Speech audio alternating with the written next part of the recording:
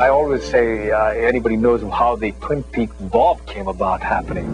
You know, I was there when that happened. It was just a set decorator who was hiding behind the chair.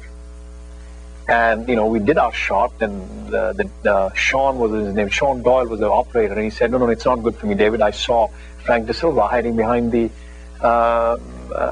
with the sofa. And David said, that's it, perfect. We got it.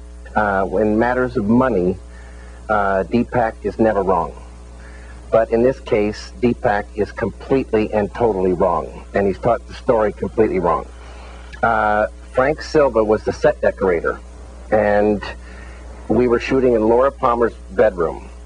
And Frank was moving furniture around. And somebody said, a woman said, Frank, don't lock yourself in that room, because he had just moved a chest of drawers in front of the door. And I wasn't even looking in that direction, but the image of Frank locked in that room popped into my head. And I rushed to Frank and I said, Frank, are you an actor? And he said, why, yes, it happened to be. And I said, you're going to be in this movie.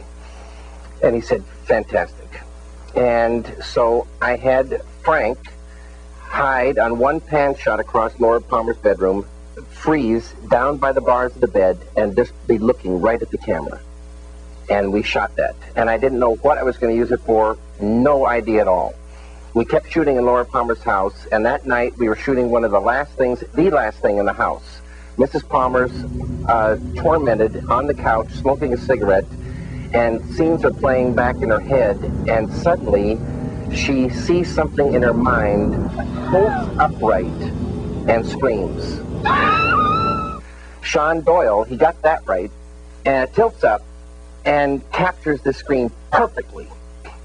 And I said, fantastic.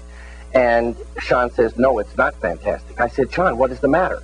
He said, someone was reflected in the mirror. I said, who was reflected in the mirror? And he said, Frank Silva was reflected in the mirror. And that's when I knew that Frank was part of the scene.